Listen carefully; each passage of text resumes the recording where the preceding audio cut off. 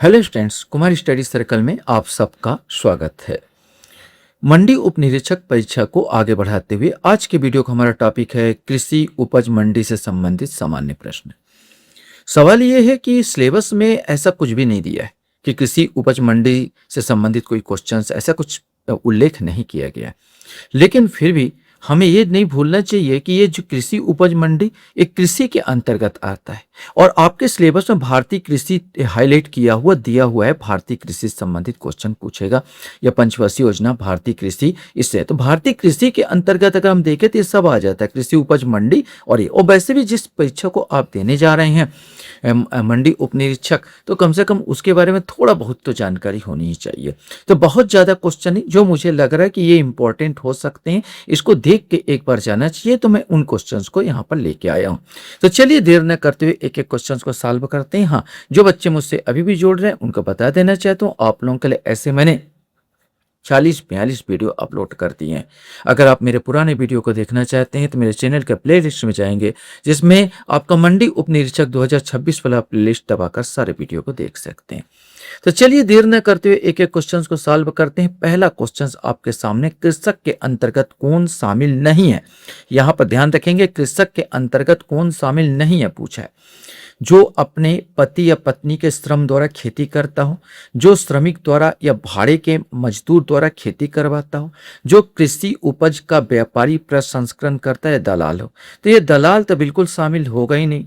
बचेगा दो, तो दोनों को शामिल किया जाता है, जो अपने पति या पत्नी के श्रम द्वारा खेती करता है और जो श्रमिक द्वारा भाड़े के मजदूर द्वारा खेती करवाता है, ये भी कृषक है। तो इसमें बी आ जाएगा 2 और 3, ये 2 और 3 दोनों कृषक आ जाएगा।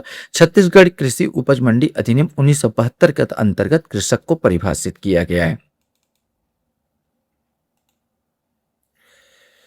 क्वेश्चन यहां पर आता है, छत्तीसगढ़ कृषि उपज मंडी अधिनियम 1972 के अनुसार कृषि उपज से अभिप्राय है, इनमें से आपको छांटना है। कृषि, उद्यान कृषि, पशुपालन, हथकरघा उद्योग, मत्स्य पालन, खनन संबंधी समस्त उत्पाद। अब इसमें से आपको बताना है कि कौन सा है। तो ये हथकरघा उद्योग तो इसमें आएगा नहीं, और खनन संबंधी समस्त उत्पादन इसमें नहीं आएगा। अब जो बच जाता है उसमें देखेंगे तो कृषि जरूर आएगा, उद्यान कृषि भी आता है, पशुपालन भी कृषि के अंतर्गत ही है, और मत्स्य पालन भी कृषि के अंतर्गत है। माने 1 2 3 5, 1 2 3 5 बी वाला आंसर आपका सही होगा। सॉरी। राज्य में वर्तमान में कार्यरत कृषि उपज मंडियों की संख्या कितनी है, ये आपको बताना है। 68, 69, 85 या 100, इसमें से कोई एक आएगा। सही आंसर भी आएगा 69, 69 यहां पर कृषि मंडियां हैं, उपज मंडियां। क्वेश्चन यहां पर आता है कि राज्य में वर्तमान में कार्यरत कृषि उपज उप मंडियां की संख्या कितनी है, ये उप मंडियां बताना है आपको। 100, 118, 119, 121। पहले 118 था, अभी बढ़कर 121 हो गई है, तो डी वाला आंसर आएगा। छत्तीसगढ़ राज्य सहकारी विपणन संघ मार्कफेड का उद्देश्य क्या है। निर्धन व्यक्तियों के लिए सस्ती दर पर गृह निर्माण, किसानों को उसकी उपज का बेहतर मूल्य लाभ दिलाना, गरीबों के लिए उचित मूल्य की दुकान खोलना। इनमें से कोई नहीं, सही आंसर भी आएगा, किसानों को उनकी उपज का बेहतर मूल्य लाभ दिलाना।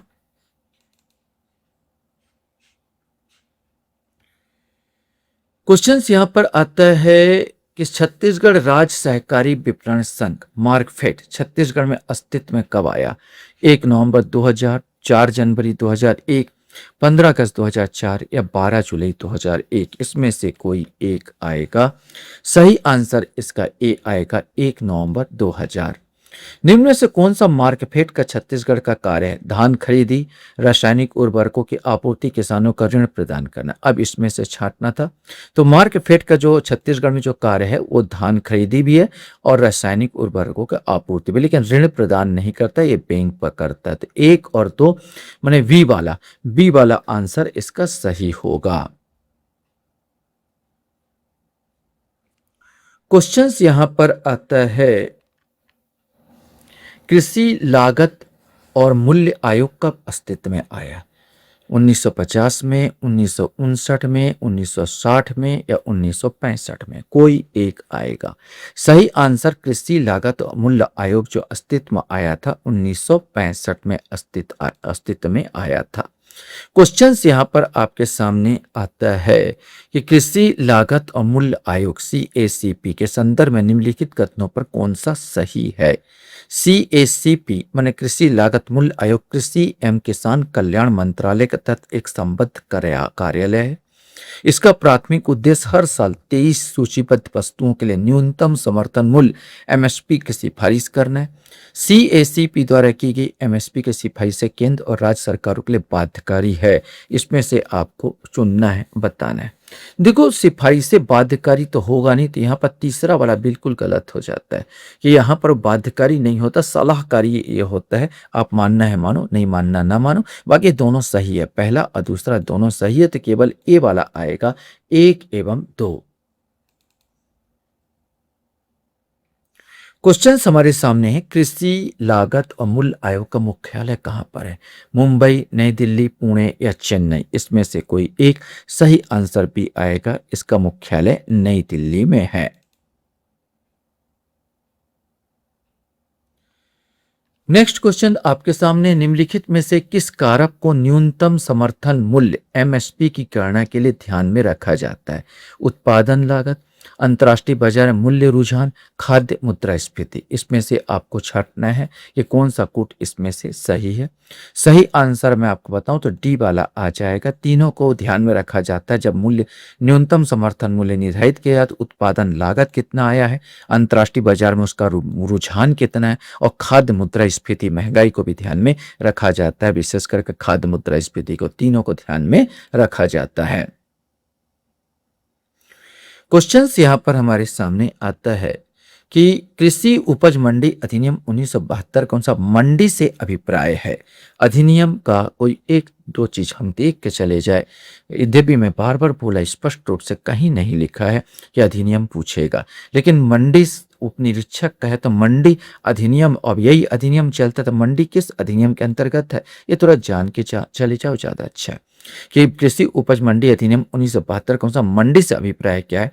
धारा 2 के अधीन स्थापित की गई मंडी, धारा 3 के अधीन स्थापित की गई मंडी, धारा 4 के अधीन स्थापित की गई मंडी या धारा 5 के अधीन स्थापित की गई मंडी। सही आंसर इसका सी आएगा, धारा 4 के अधीन, धारा 4 के अधीन स्थापित की गई मंडी। भारत में कृषि उत्पादों के खरीद, वितरण और भंडारण के लिए कौन सी संस्था जिम्मेदार है। कृषि मंत्रालय, भारतीय खाद्य निगम, FCI, नॉफेड या नीति आयोग। इसमें से आपको बताना है। सही आंसर भी आएगा, भारतीय खाद्य निगम FCI इसके लिए जिम्मेदार है।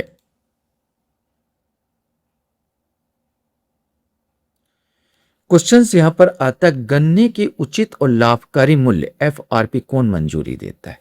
कृषि लागत मूल्य आयोग, आर्थिक मामलों के मंत्रिमंडलीय समिति, कृषि मंत्रालय या मंडी समिति। इसमें से कोई एक आएगा। सही आंसर भी आएगा इसमें, आर्थिक मामलों के मंत्रिमंडलीय समिति जो होता है वो गन्ने का उचित एवं लाभकारी मूल्य के लिए जिम्मेदार है। बाकी सब के लिए कृषि लागत मूल्य आयोग जिम्मेदार है, गन्ने के लिए आर्थिक मामलों के मंत्रिमंडल समिति CCEA द्वारा होता है। छत्तीसगढ़ में मंडी कर या शुल्क किस पर लगाया जाता है। बीज की खरीद पर, कृषि उपज के क्रय विक्रय पर, ट्रैक्टर की खरीद पर या उर्वरकों के उपयोग पर। इसमें से कोई एक आएगा। सही आंसर भी आएगा, कृषि उपज क्रय विक्रय पर लगाया जाता है। क्वेश्चन यहां पर आता, छत्तीसगढ़ में निजी मंडी प्रांगण स्थापित करने के लिए कितनी भूमि का स्वामित्व आवश्यक है। यदि नगर निगम क्षेत्र में हो तो आपको बताना है। 5 एकड़, 10 एकड़, 15 एकड़ या 20 एकड़। इसमें से कोई एक सही आंसर भी आएगा, 10 एकड़। छत्तीसगढ़ कृषि उपज मंडी संशोधन विधेयक कब पारित किया गया, जिसने पूरे राज्य को एक बाजार घोषित किया।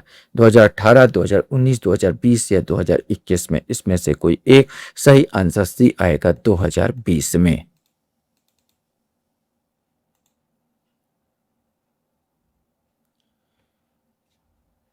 क्वेश्चन हमारे सामने, छत्तीसगढ़ राज्य कृषि विपणन मंडी बोर्ड का गठन कब हुआ, ये आपको बताना है।